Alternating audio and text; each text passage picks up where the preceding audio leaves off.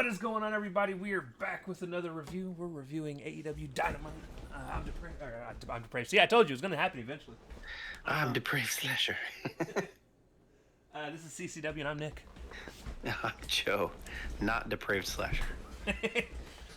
And yeah, so this is Dynamite from 8/27. We are in Philadelphia. We're in Philly, and I'm going to be honest with you. So I knew they were in Philly, and I know this is supposed to be an old ECW hotspot. But I'm also going to be honest with you. This is not the location I think of when I think of ECW. I did not like this venue. And they're going to be here for a couple weeks. 3 weeks, is that what they said? Something like that. It's going to be like Chicago all over again. Uh-huh. And Yay. yeah, I don't remember this venue for it being an old ECW place because again, I'm used to the ballroom. That's what I think of when I think of ECW. The ballroom, that's in New York. The ECW arena was always in Philly. So I thought I swear the ballroom, I remember them seeing that on ECW all the time though. yeah, so this is the ECW arena. It is now dubbed the what is it's the 2300 arena or what I can't remember what they Yeah, it's called like the 2600 or something like that. 2300. It's because that's the address. The address for it is 2300 South Swanson Street. So yeah, that's the old ECW arena. So I don't know why I don't recognize it then because I remember seeing because it has been completely made over. levels of balconies and shit. Yeah, well, makeover. But yeah, so I don't mind the arena. I like. Okay, so I like the idea of doing smaller places like this.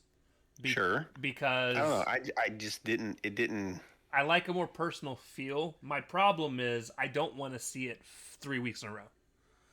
Yeah, it made because it's so small. It made it look kind of not big time. I mean, going from nearly 19,000 people in attendance It's like to 800 something.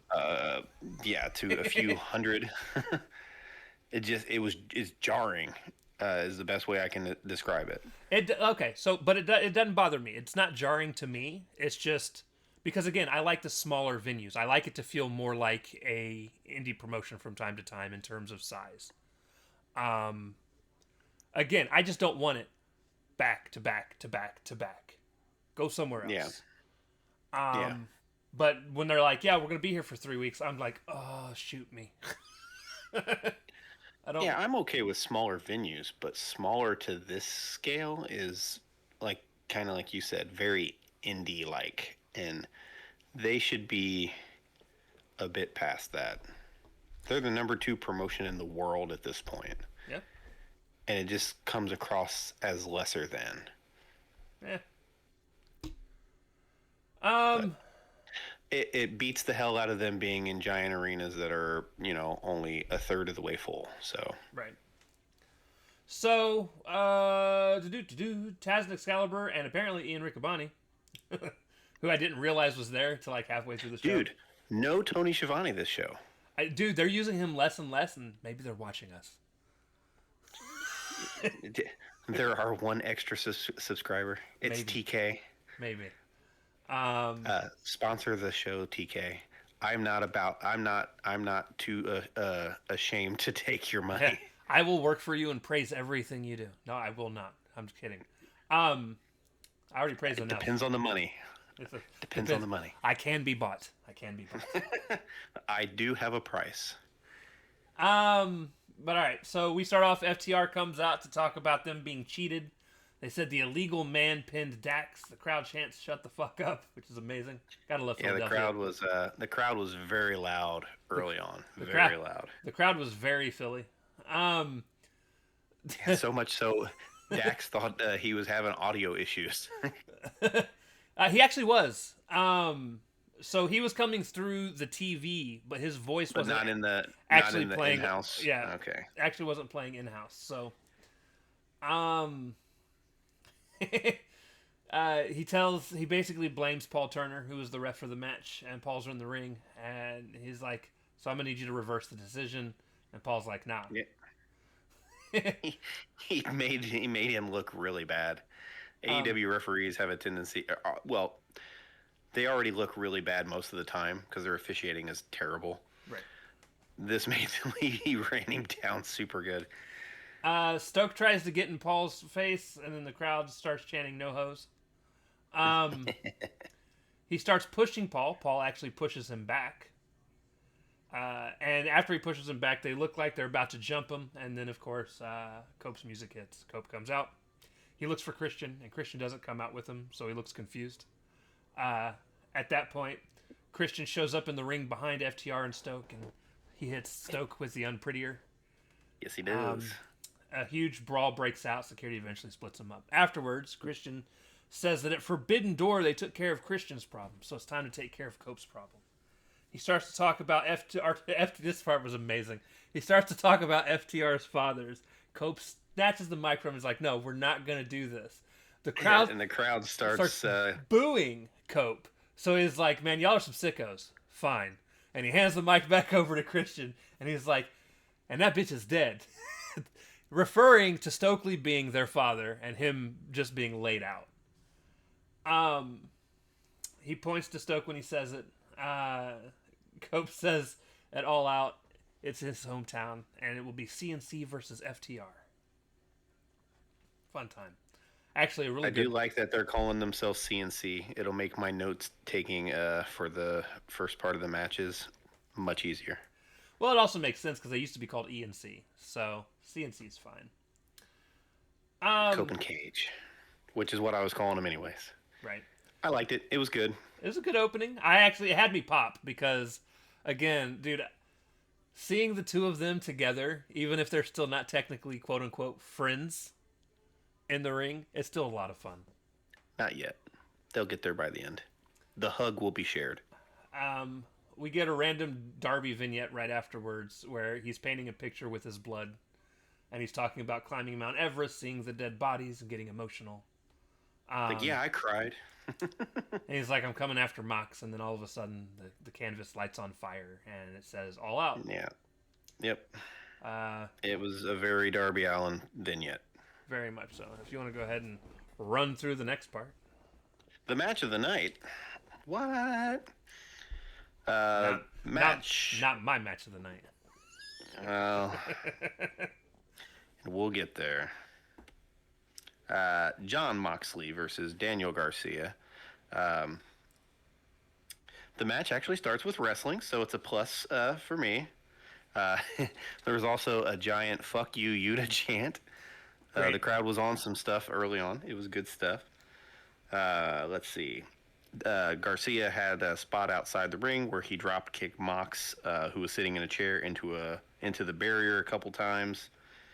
Of course, this led to a distraction spot where Mox got the upper hand. Daddy Magic comes out to even the sides to make it a much more even and fair match. Nice superplex spot by Garcia on Mox. Mox is hitting this like out of nowhere cutter where he just kind of walks towards them stumbly and then just cuts them.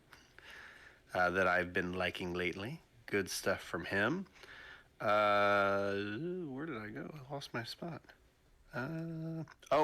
Mox hit a DDT on the steel steps. Yep.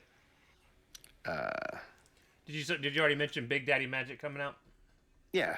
Okay. Yeah. After the distraction spot, so then Daddy Magic came out to even it. Dragon Tamer into a choke into a pile driver was kind of the crescendo of the match. After that, Mox hit a roll up for the win. Garcia was big mad about it. And in fact, it was actually an inside cradle reversal into a roll up. Yep. Garcia just super down on himself. Um, yeah.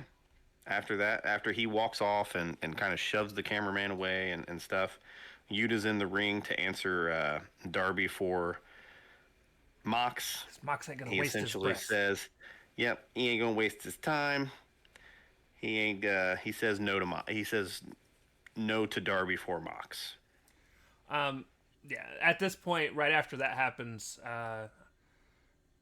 Garcia is like Mox is honestly. It looks like trying to tell Garcia he actually did a good job tonight. Is what if I was reading the Yeah, situation it was correctly. it was almost like they had heat, and Mox was like trying to squash some.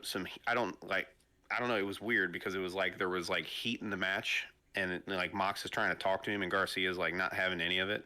Like it almost made me think like, did one of them stiff the other, and they're just kind of hashing it out, and the cameras are catching this shit. Yeah, no, I see. I took it as he was just trying to tell Garcia, "Hey, man, you were actually did a really good job tonight." Like, because he even kind of gave him But the Mox thumbs is the up heel, after the so match. that's such a stupid It thing. is, it is, but you got to remember, Mox isn't doing this from a heel perspective. He's doing what he's doing because he wants the people around him in the company to do better. That's what this whole Death Riders thing has been about. It's not been about Then necessarily. why does he beat people up after the matches? That's when he gets into heel territory. But the How start, does that make any sense, though? it's not supposed to. It's fucking wrestling. Wrestling's still supposed to make some sense. No. Yes. Motherfuckers fight for Shula Falas and fucking none of this shit makes sense. Yeah, it's supposed to, though. At But least be somewhat logically kind of from thing to thing to thing. but this is going back to what the whole thing started as. Like they were jumping all of the undercard because the undercard sucked. And they were showing that the undercard sucked. Which is sad because that was like OC and all those acts like that. Yeah. It's actually when it started, I was cheering them on. Because I I was agreed too with because them. I was ready for some more serious type shit. It just got stupid. So Boy, did it. so Convoluted and just samey. so what this was, it's not him like befriending Garcia after the match. He's just saying, "Hey, dude, you actually did a good job. You stepped up to me, you fought back, and you didn't suck." And maybe this would have made more sense had they put the promo Garcia cut True. in the parking lot And that after was, this. and I want. That's why I'll let you finish. You know, Yuta coming back and not getting off of my TV quicker than he should have. Than he did. But Okay. I wanted to talk about the promo. For those of you that didn't know, if you go on Twitter, which is where I found it, I'm sure it's on so many other social media as well. You probably find it on Instagram and other things. But Garcia cuts this impassioned backstage promo where even he's like, you know, and it was one of those things where if you remember when you and I would talk about AEW way before we were doing this podcast thing, when all this stuff had originally started with the Death Riders and things like that, my big complaint was these guys are running around and kicking the undercard's asses and none of the big name stars are getting involved. And that's, I also was like, I'm pretty sure that's why also no one cares, because you're just beating up the undercard. Like, why am I supposed to care that you're beating up on OC, Daniel Garcia, and stuff like that? They're not a threat to Mox. And Darby. they shouldn't be a threat to Mox because Mox is top, at least at the time, Mox is Mox. He's a top 3 to 5 guy in the company. He is their top guy. And Despite the bullshit, terrible group he's in, right, he's been their most reliable worker. He's stepped up when all these other guys have gotten hurt. He's been their steadiest hand. right. And so my problem with the Death Riders was always they're fighting the people that don't matter. Yep. And I don't care about the story. But as soon as Swerve starts getting involved, Ospreay starts getting involved, Omega starts getting involved, and all these other people start getting involved, the story actually started to get good. And it's like, But by then by then you're burnt out though. yeah, by then most people didn't care. Now I don't get burnt out on things so easily. So I got back into it, and I was like, yes, you know, they're finally getting into it. We're finally going to get It's through just your this. attention span sucks, so you forgot it all happened and then it pops No, back up. I don't forget that it happened. No, forgetting that it happened is maybe a stupid way of putting it. but it just doesn't bother me as much. Um, but no, I was happy to see them finally get back into the big names stepping in, and Adam Page getting involved, and everybody that should have been involved in the first fucking place. Instead of them just beating up on 165-pound wrestlers. Yeah. But at the same time, then that negates what they're trying to do story-wise from the beginning. Because again, in the beginning, they're trying to get everybody to care about what's going on. And obviously, all the big names care. They're already doing what they do. it's a weird thing that didn't work the way... It's been booked weirdly. It didn't work the way they wanted it to. And then the other problem with the Death Riders is I don't mind the cowardly heel, but when there's like 12 of you, you shouldn't be running away from 2 or 3 people. Minor exaggeration. You leave the Don Callis family alone. Speaking of actually having 12 people. There literally seems like there's 20 of them. He even, the dude later on tonight when he's like, I've got half the roster on my payroll. And I'm like, well, I literally looked at the TV. I literally looked at my TV and I said, yeah, no shit. But yeah, watch the promo because he talks about, the heroes not getting involved. Where were they? He's like, and then they finally did get Where's involved. the heroes now? They're all gone. He's like, but now all the heroes are gone. And they're setting up, for those that don't remember Wrestle Dream last year, they're setting up him. OC's probably going to be coming back soon. He's been cleared to wrestle. So they're just got to find a creative way to get him involved. Hook got re-involved tonight, which we'll get to shortly. And then, who was the other one again? Darby. Ragdoll. Mr. Indestructible. But yeah, so there's that. You can go back. Yeah, they go to a commercial after all this happens. When they come back from the commercial, freaking Wheeler Yuta is still in the ring with a microphone, which just irks me. Literally, my first note is, why does he still have a microphone? It was an awful promo where he was just trying to put himself over, like, I slayed the dragon. I beat Bryan Danielson. I used to work here. Yeah. But thankfully, we're saved by some lights on the wall. Hook's bat signal goes onto the wall, and his Sinatra music comes out, or hits, and I'm thinking, oh, cool, we're going to get to see repackaged Hook. It's just Hook. It's the same fucking Hook. Like, literally nothing is different. I didn't expect anything to actually be different. He didn't have a bag of potato chips that he was eating on. It was the only presentation thing that was different. He comes out. Yuta attacks. Hook counters. Chokes him out. Hits some sort of weird elbow thing. I hope that's not a thing. Everybody's doing these weird running elbow things. Thanks, Will Ospreay. Not that it's his fault, but... Because you've got the spirit gun thing that Ricochet does.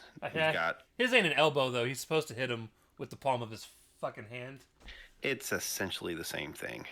It's a running lariat that's not a lariat.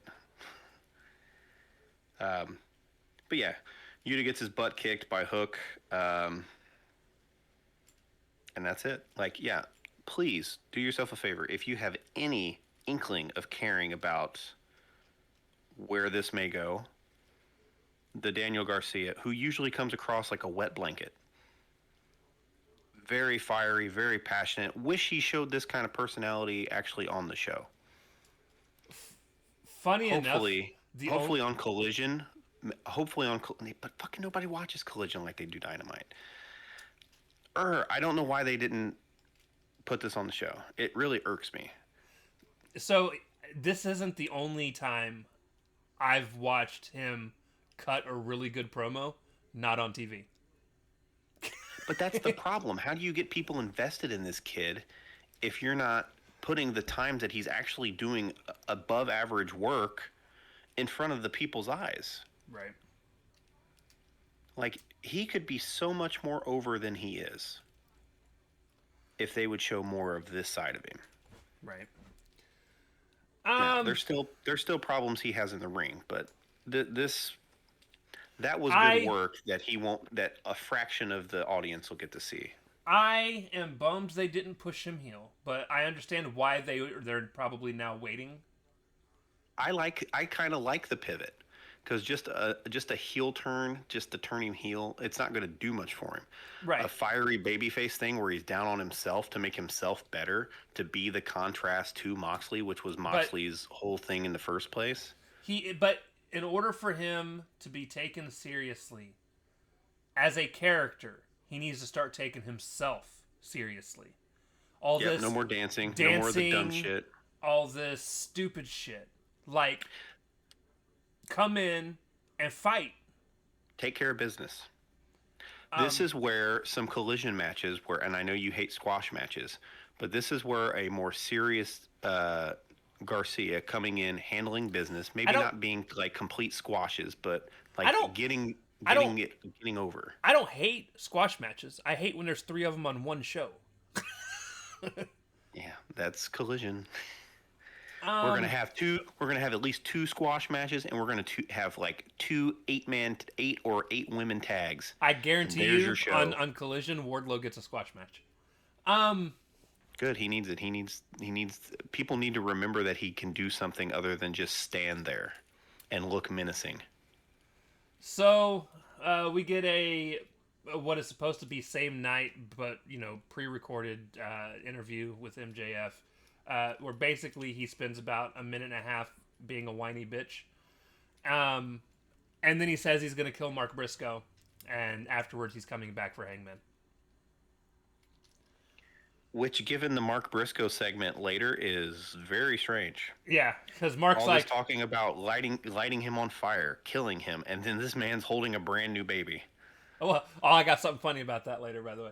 So, match 2, we get Megan Bayne and Penelope Ford versus Chris Statlander and Harley Cameron, which I actually thought was a pretty decent match.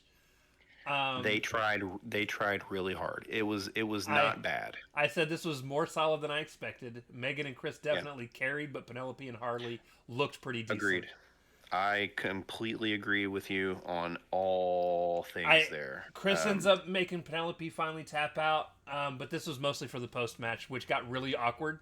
So Yeah, very quickly. post match, Bane attacks Stat.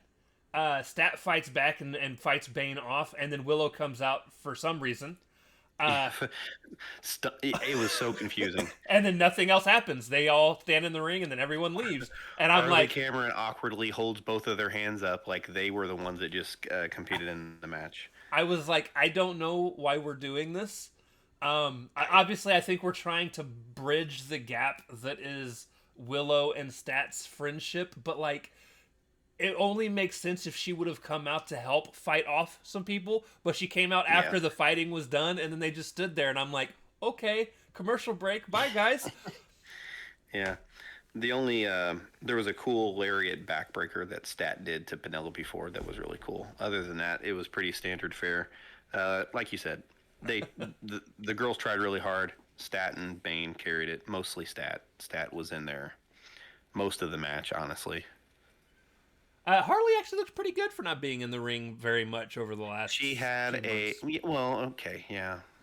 She's back relatively recently from the injury, so hopefully her work gets a little better. She's a little all over the place. Give me a lot of Aminata vibes in there. Listen though, Amanada's been there, still doing it for a while. I didn't say anything about that. We get an in-ring segment where Renee announces Monet to the ring for the 9-belt championship celebration, which is, by Which the way, this, our thumbnail. nice. This started out okay, where Monet's like, "Yeah, I want to beat Ultimo Dragon's record," and da da da da da, and then all this freaking Alec Windsor talk. I loved how she made fun of Windsor the same way you do. Windsor. Oh, Um, she even mentioned that. Did you know that she is engaged to Will Ospreay? She's like, I was dancing all over your man. Right. I love when you do that Monet dance. But yeah, no, I don't know. It was it. It's It was weird, fine. and then Renee started It's talking, and then she's like, "What are you doing, Renee? What are you doing, Renee? She's like, I just want to dance. I did hit my music. I just want to dance," and that's how it ended. It was weird. I don't. It started So fine and ended weird. so my problem isn't that it existed. I get the whole her coming out and doing her thing, but like she runs down Alex after just beating her, winning the Yeah, match. But like yeah. she runs her down, but then like nothing happens from it. Like no one comes out, nothing. Like we get a vignette later that at that point, no, and that doesn't even involve Monet. Never mind. Nothing happens. Like nobody comes out to challenge Zero. her, to yell at her, or anything. She's apparently going after other people's belts because Yeah, she wants to beat Ultimo Dragon's record of they could have 10. taken a 30-second vignette back, and did that backstage. Like I didn't need her to come out to the ring for this. Yeah, it was mostly a nothing segment. If it wouldn't have been Mercedes, like the star that because she is a star.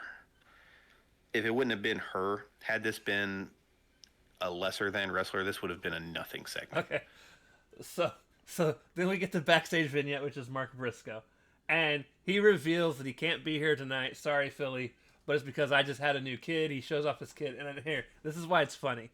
So Oh no. the way he's holding his kid, I thought he was gonna toss the kid out of the screen, I thought it was a doll. but I thought he was It gonna. didn't look like a real. It didn't look like a real baby because of the way he was holding it. He was holding it, and he pulls the baby towards him, and then starts to lift forward. And I thought he was like gonna underhand toss it to his wife, and I was like, "What is this man doing?" But he doesn't. He hands the baby off screen, and I just start laughing because I'm like, I'm terrible apparently. And then basically he's like, next time MJF, next time I see you, I'm gonna beat your ass. But then he's like, but also, by the way, Kyle Fletcher, I want to go for that TNT title since we're gonna be in Philly. I'll see you in a couple weeks. Yeah, BT Dubs. I'm in a blood feud with MJF, but hey, Kyle Fletcher. Is Kyle man enough to face me? And I'm just like, what? Like, Yeah. pick one. Pick a fight. Yeah, yeah. I almost got set on fire by this one man, and I'm in this giant blood feud with him. But hey, it just happens to be that I also would like that TNT title. So I don't know if this is just a way to keep him busy while MJF is off TV. I don't know if Max has some time off or I don't know. It's just very weird. Just a weird segue into a whole nother situation. Yeah. But All right. he was going to kill that motherfucker last week, but Yeah, he was. no big deal. Had a baby. Now I'm going to go fight for the TNT title. But Max, don't let me see you. Go ahead. You can take over. Oh yay! Listen, this is my real match of the night. With a match that okay. So I will say, I did not hate this match. So my notes are like, is this match good? Yes. Am I tired of 4-on-4 matches? Yes. Yes. They're just so chaotic. Did you know that because of everything that happens at the end of this match, on Collision, we're getting another 4-on-4? Right? Is it Collision or Dynamite? We're getting another 4-on-4 match. I am so sick of the multi-man matches. Tag team matches, sure, cool. When tag team matches are different because you've seen so many 6-man tags and 8-man tags that you're like, cool, a tag match where it's only 4 people to keep up with. What the fuck are the Outrunners doing, by the way? I don't know. I don't know. They're one of the best tag teams they got, and they just got them sitting down doing nothing. Well, Anyways. This was the Don Callis family, which was Josh Alexander, Hechicero, Okada, and I almost said take a shit. I always call him take a shitta, is what I call him. His graphic on his entrance really does, if you look at it a certain way, just screams take a shit.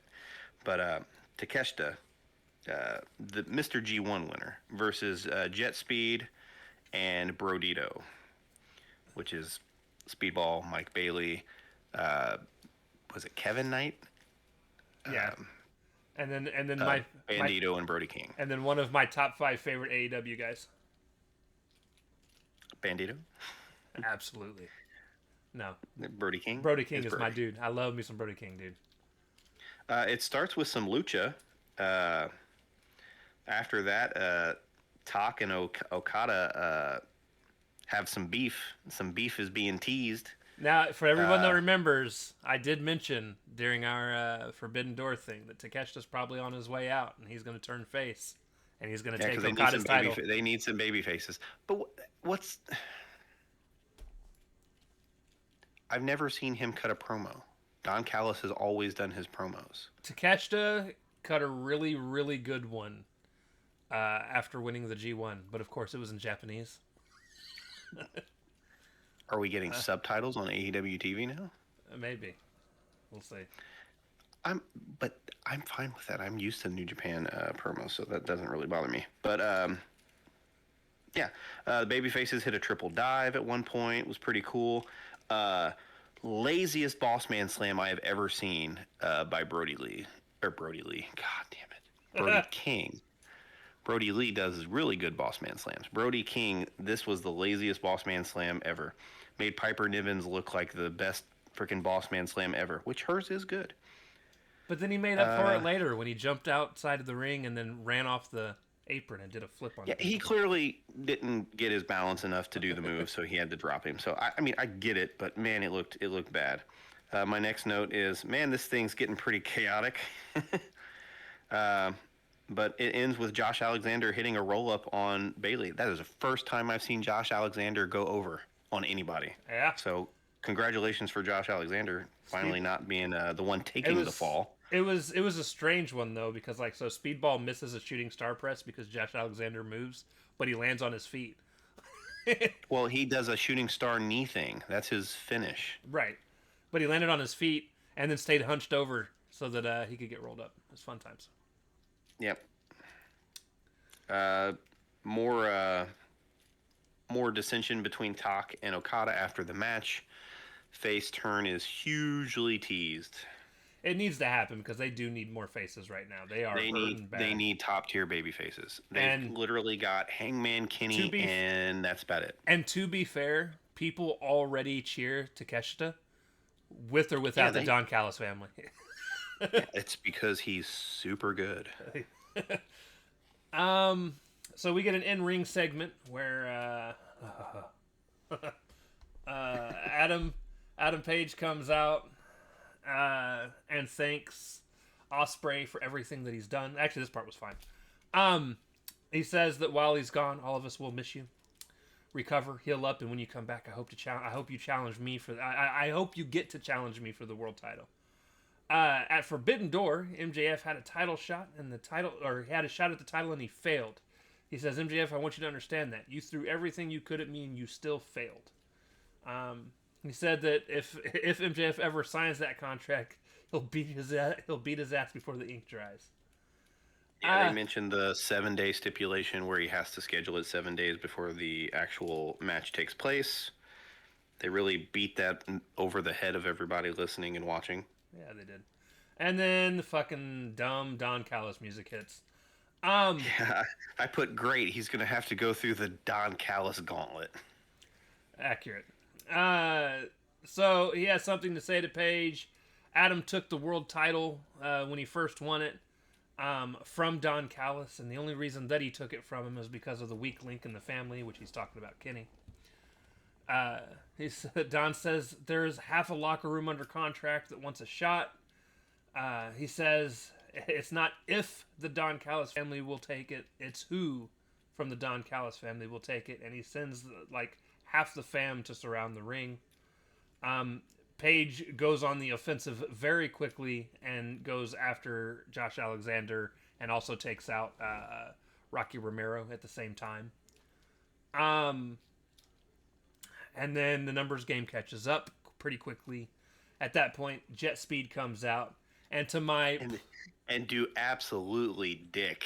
Well, they do take out two of them for a second, but then Don Callis gives Rocky the baton, and then he takes out Kevin Knight, and then they get the numbers game back up, and then lo and behold, Kenny Omega comes out, which I absolutely was not expecting because I thought for sure Kenny was just going to disappear till the next pay-per-view.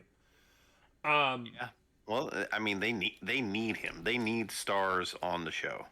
I popped like I was 12 watching Austin come back from injury or something. I don't know, dude. I was like, let's go. Uh, Kenny and Hangman hug after they hit the Kenny's knee move that I can't remember the name of for some reason, and Page's V buckshot, trigger. the V trigger. They Thank you. hit the buckshot V trigger. They hit the buckshot V trigger combo on Archer. tall and stupid, and then Lance Archer. I like Lance. I'm talking shit. I do too. I know. He's a good big man. Kenny hit a lot of dragon suplexes like he always does. Yeah, he does. And yeah, I thought it was a pretty good segment, especially Kenny and Hangman hug in the ring afterwards, and Kenny's at least back for a while, so I'm excited for that. Oh, this next segment is the Nick special. Huh? Did you watch on Max, right? I did. Was your next segment the Athena versus Shirakawa for the ROH title? Oh, you're talking about, yeah. So the next segment was like Mina and Tony Storm, or are you talking about the little video package that they put together? Yeah, it's the video package. Yeah, I didn't even write that down because I don't really write down video packages too often. It's usually just actual segments. Oh, I thought you'd be big sad because Athena is ROH bound again. No, I figured. I already knew. I was big sad at the end of Forbidden Door. I don't care anymore. She could stay on ROH.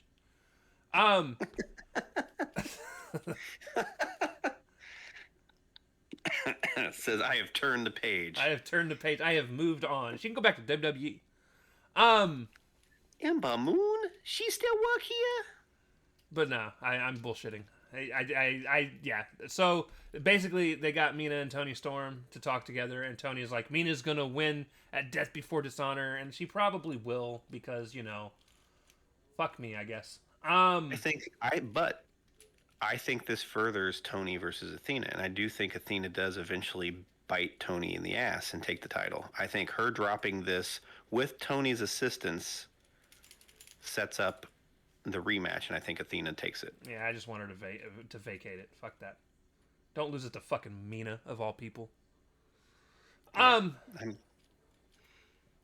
Anyways, I don't disagree with you there. You're gonna make me do the Goa match? hey, have fun, homie. Have fun. It's actually not a bad match, but no, it's not. But it's just kind of standard fare, right? Like we'll get to it.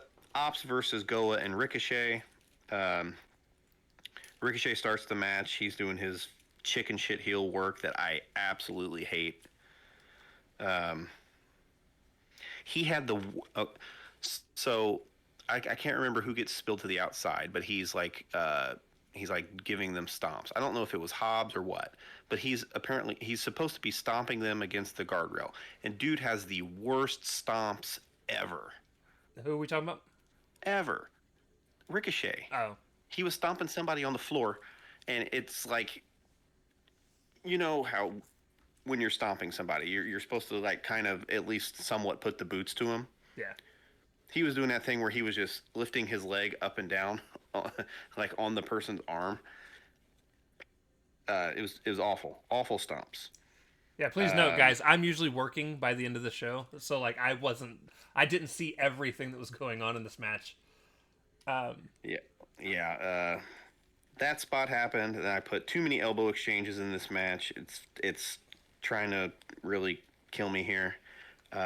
Then not only did they do the elbow exchange, then the big Goa guy and then Hobbs exchanged clotheslines in the corner, where they did a bunch of clotheslines, and then the other guy got him in the corner, and then he did a bunch of clotheslines. It was just like rinse and repeat.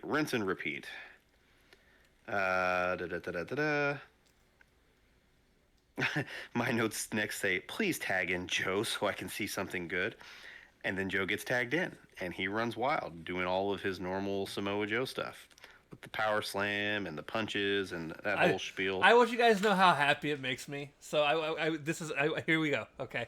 It fills my heart with joy to hear Joe talk positively about Samoa Joe. Because when we were younger, I was a Samoa Joe fan, and Joe hated this man. To be fair, I never hated his work. What did I hate? You hated the fact that he was fat and moving around like a cruiserweight. I hated his sloppy physique. it made his work look bad. When he's trimmer, which he is here because he's been on TV to do the Twisted Metal stuff, his work looks much better. It looks the same, but whatever. Go ahead. No, it does not. It looks much better. Anywho, Speaking of people, so Kevin Owens was spotted at a race thing over the weekend. Yeah, he had successful neck surgery, so good for him. He looks like in that picture that he has lost some weight. Good for him. And he posted on Twitter, he said, "Don't worry, guys, I'm still fat." His son is gigantic. Have you ever seen a picture of his son? I have not. Oh, he towers. His son towers over him. Probably gets it from his wife or his mom, technically, but well, it must be the mom side of the family. But he's a big old kid. But go ahead, continue. Nevertheless, Joe goes crazy, hits all the things we talked about. They do eventually get the upper hand, and Ricochet is on the top turnbuckle about to try to do something off of it, and there's a distraction spot, and MVP comes out and hits him with his cane. So they're getting a receipt on Goa for the stuff that happened at Forbidden Door. Ricochet then falls out of the ring, I believe, and then one of the Goa guys gets a giant spine buster, then a PK, and then gets choked out by Joe for the win. Listen, 5-star match when Goa doesn't do their stupid fucking move. Well, Goa about to get hurt because the Hurt Syndicate comes out afterwards to beat up Goa to further that feud. We're probably getting them at All Out. All right, now I'm talking about my match of the night. Goddammit. This is. And you can have it. You can have it. Did you know that a skinny little skateboard man who weighs 165 pounds is indestructible? This is match number 5. Claudio Castagnoli versus Darby in a try to kill Darby, but you cannot succeed in it match. Versus the immortal Darby Allin. He climbed Mount Everest, drank from a chalice, and now he's immortal. To be fair, that had nothing to do with it. He's been like this his entire AEW run. This man goes out there and almost dies in every single match. And then, listen, this is the same guy that's been ran over by a car and wrestled the same day. Oh, fun times. It's how do you beat him? So Darby. How do you beat him? If you do everything that Claudio did. So Darby. And you still lose. Jumps Claudio backstage and it backfires immediately. He gets thrown into a cart and then the carts ran into a parking block, which flips him out of the cart into a whole stack of already standing chairs. And immediately I'm like, he's dead. And no, he gets right back up. That is the theme of the match. I said, he gets slammed onto a TV. I said, it wasn't fun for him. It was fun for me, but it's not fun for him. At one point, Darby climbs this pole like 30 feet into the air. Maybe a minor exaggeration. It's like 15 to 20 feet in the air. Yeah, it's probably about 15 to 20. But he climbs this pole, coffin drops onto the dude, to the floor. Onto standing Claudio. Which was cool. I said, Darby's insane.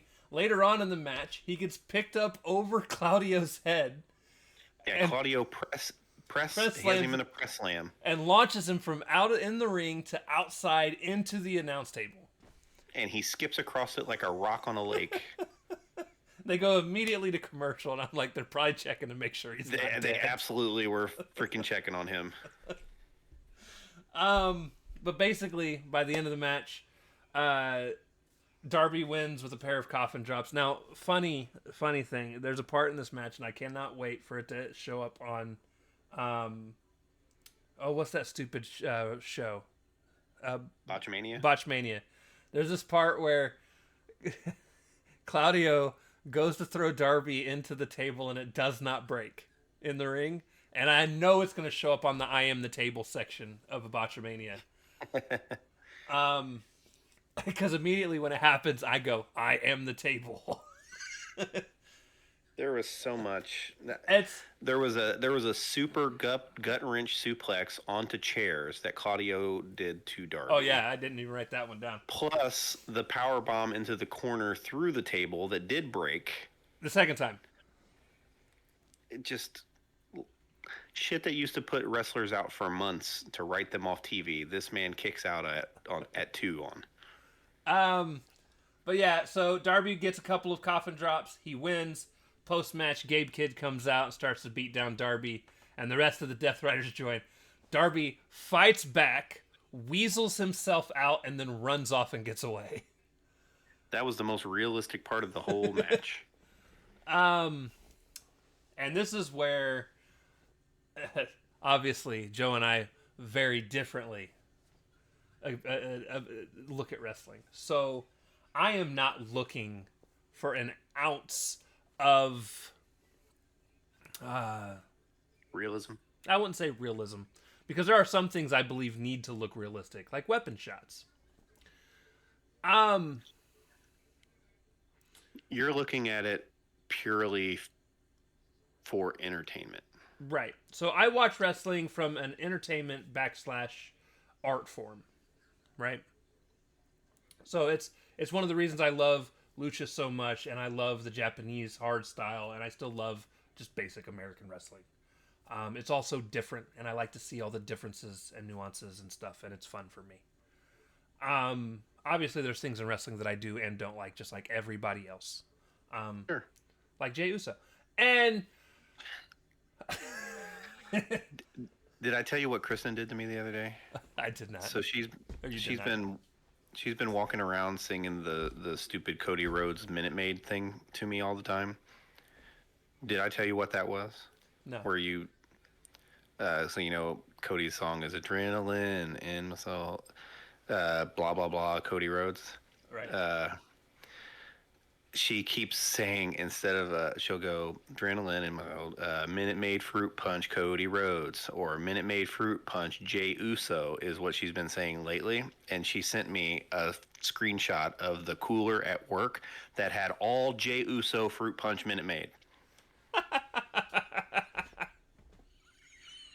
What a jerk. She is something else.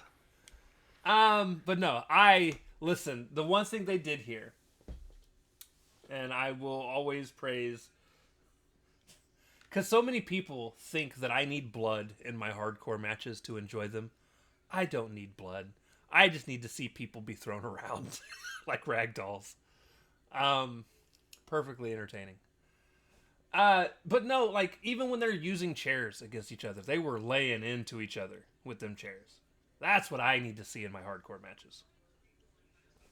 At the end of the day, would I rate this a 5-star match? No, it wasn't. It literally exists. I promise you guys, the reason this match was booked as a hardcore match is because of where they were. Sure. So yeah, no, I enjoyed it. It was my match of the night just from the pure brutality of it and the stupid stuff that happened. I'm all for brutality, but it's just Joe's it problem. doesn't make any sense to take that much abuse. Joe's problem is Darby got his ass beat and still won. No, dude, Darby was going over no matter what. The problem is he took all those fucking spots and then still won. True. Now you want to talk about somebody that is going to have to go through the gauntlet to get what they want? It's probably Darby. That's his whole shtick, anyways. Though now that he's beaten, I almost called him Cesaro, Claudio, or as you used to call him, Cicero. Yes, Cesaro. Now that he's beaten him, Gabe Kidd's probably next because he was the one that came out to help afterwards. Yeah. After anybody but Yuta. Folks going to take out Yuta. After Gabe Kidd, at that point, all that's going to be left is Mox. Yeah. My guess. He'll get him at All Out. It's just going to be, like you said, he beat Claudio. He'll beat Gabe Kidd probably next week or the week after, depending on how and where they book. Is All Out the one where they usually do the 4-on-4, 5-on-5 cage match. That's which pay per Blood and view. Guts. Which pay per view does their blood and guts? Blood and Guts is just a stipulation match. They don't have to be at. It's not like WWE where it's built around a whole pay per view. No, I know, but there are certain matches that they do like almost every pay per view. Um, I hope not. I haven't seen one, so it wasn't at All Out, and yeah, I've been I don't think to it's like all three out. All Outs. But there's like for instance, the Arena Stampede is usually at the same pay per view every year. Are you talking about Stadium Stampede? Yeah, because it's in Jacksonville. It's in Tony's family's stadium. Right. But yeah, no. And then Anarchy in the Arena is usually just wherever they're at for whatever that is. Right. But yeah, no. I'm pretty sure that we'll eventually get a final blood and guts match that will end up being The blow off. it'll end up being Darby and Crew versus it'll be Darby, OC, Garcia, and Hook versus well, and maybe even Marina. They could grab one of the women and drag them into it. Maybe Stat. Maybe Willow. I think Willow. Willow's the one that had a problem with Marina, but then again, we'll see because now AEW They were the ones who fought each other during the Stampede match the last time. AEW doesn't typically shy too far away from like women on men or men on women violence like WWE does, but I know they also don't usually put women in too many situations where they're going to actually be wrestling men. Well, yeah, you don't want to get them accidentally hurt and then have to deal with that PR situation. But yeah, I thought that was a fun episode of Dynamite. Was it the best one this year? No, but it was fun. It was fine.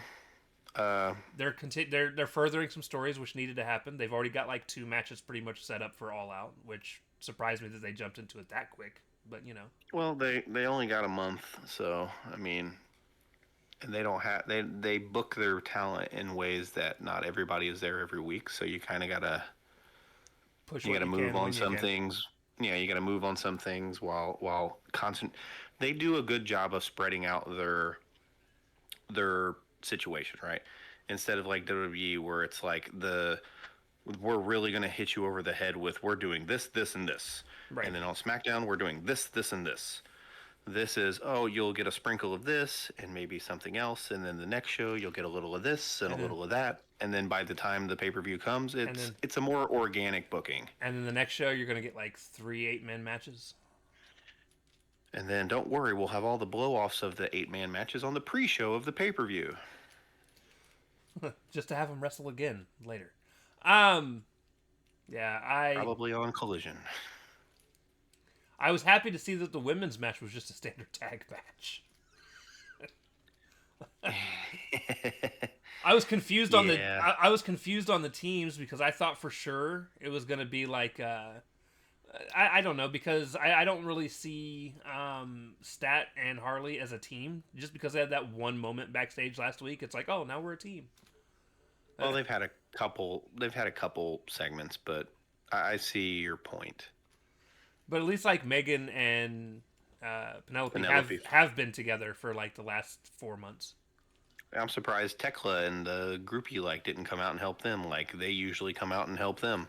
They probably are taking a break. Actually, technically, Tekla and Queen Aminata are probably still fighting somewhere.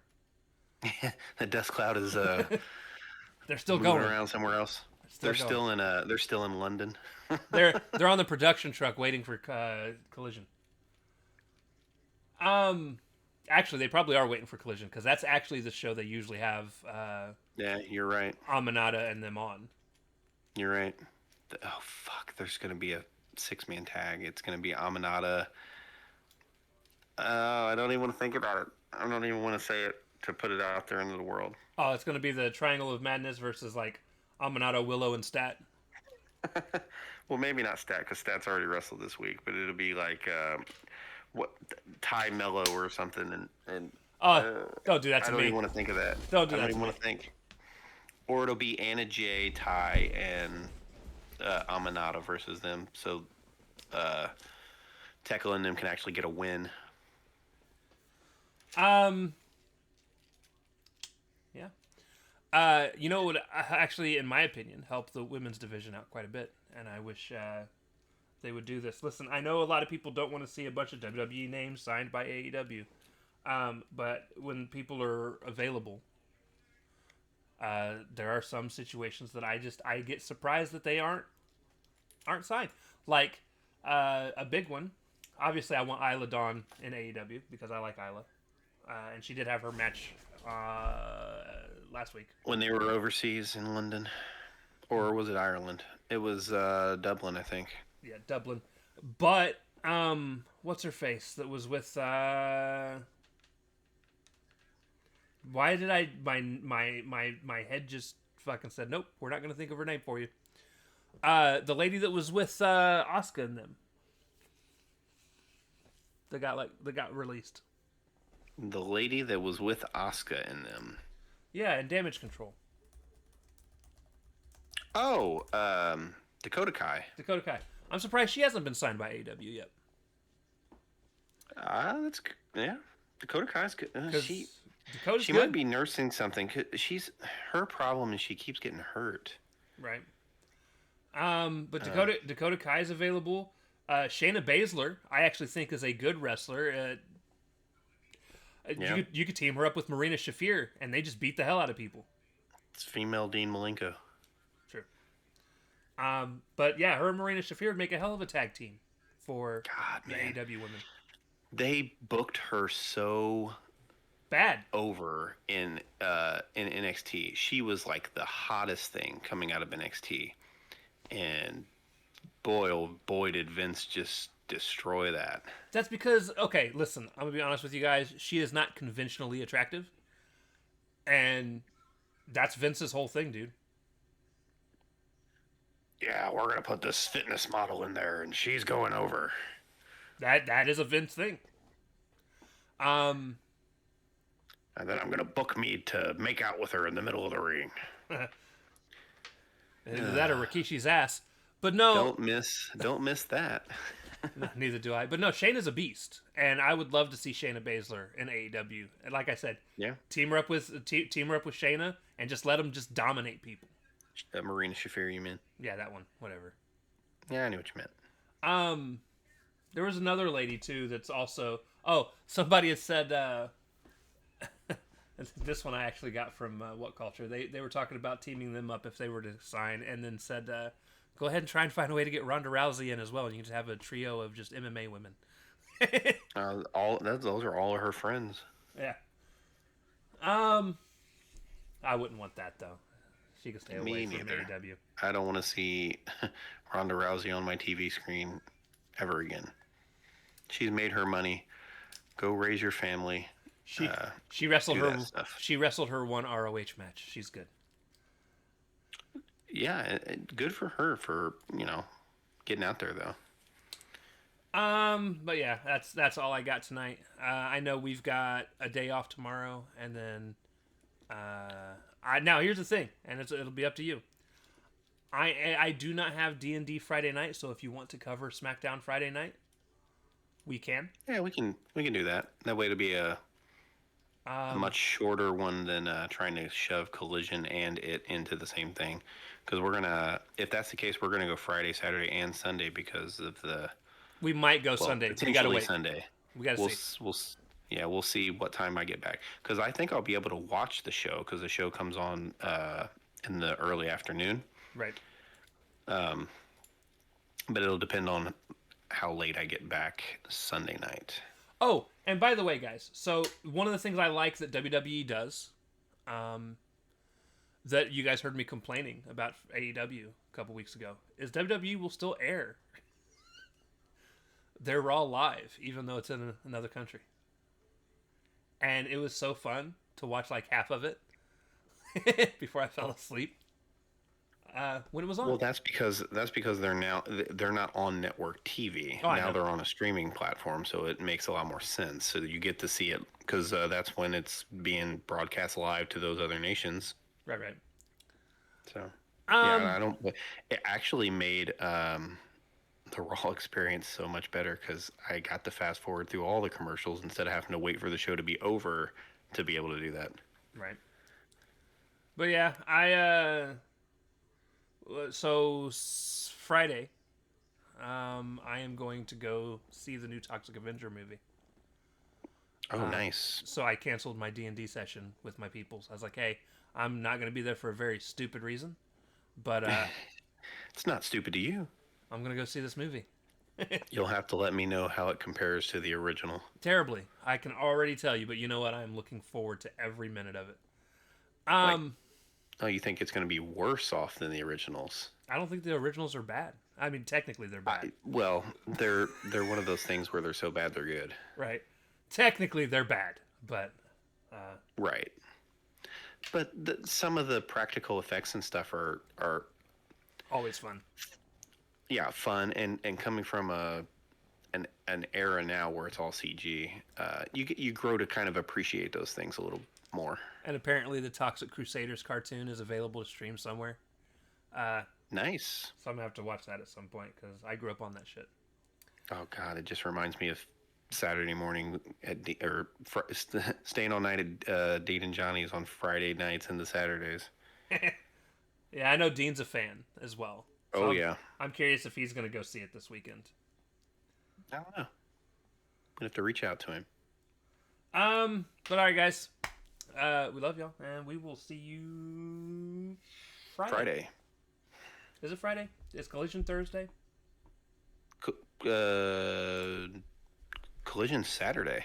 No, I know, but they do weird things sometimes. I think they're still doing Saturday. Though, They don't have any. They don't have any sporting events right now. Usually, it only gets moved due to sporting events. It gets moved when WWE does something on Saturday as well, though.